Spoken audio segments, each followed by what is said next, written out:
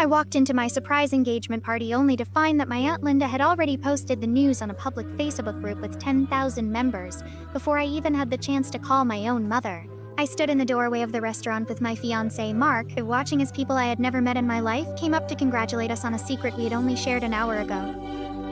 My phone was vibrating in my pocket with a barrage of hurt messages from my siblings, who felt excluded and ignored. I felt a wave of nausea hit me as I realized that the most intimate moment of my life had been turned into a social media trophy by a woman who couldn't go 5 minutes without seeking attention. Linda has always been the family reporter, the person who thinks that being the first to break a story gives her some kind of special status. We had explicitly asked the small group at the house to keep it quiet for just one night so we could tell our parents in person. But Linda apparently thought those rules didn't apply to her. Seeing her standing by the buffet with her phone in her hand, beaming like she had personally orchestrated the entire engagement, made my blood boil with a fury I had never felt before. She hadn't just shared news, she had stolen a memory that I could never get back, and she had caused unnecessary pain to the people I loved most. Aunt Linda, why is our engagement on a public forum when I told you to wait until tomorrow? I asked, my voice shaking with a cold rage that made the people around us stop talking. She didn't even look up from her screen at first. She just told me that I was being old-fashioned and that everyone was so happy for us, so I should be grateful for the love.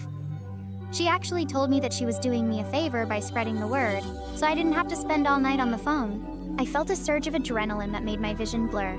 A realization that she didn't see me as a person with feelings. She saw me as a headline for her digital wall. I didn't wait for her to apologize because I knew she wouldn't, so I took her phone right out of her hand and deleted the post myself while she sputtered in protest. I told her that she was no longer welcome at the party, and that she wouldn't be receiving an invitation to the wedding if she couldn't respect our boundaries. The room went silent as she started to cry, playing the victim and telling everyone how mean I was being to a poor old woman who just wanted to celebrate. I didn't back down.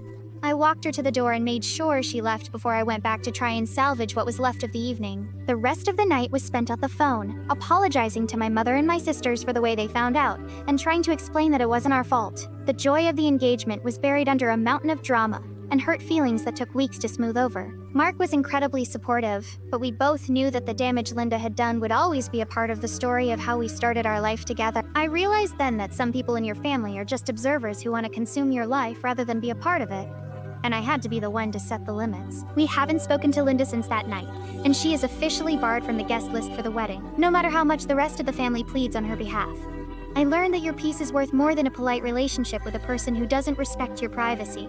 I'm much more careful about what I share with the family now, and I've built a tight circle of people who actually understand what a secret is. Our wedding is going to be small and private, and for the first time in my life, I'm not worried about who is going to leak the details because the only people there are the ones who truly care about us.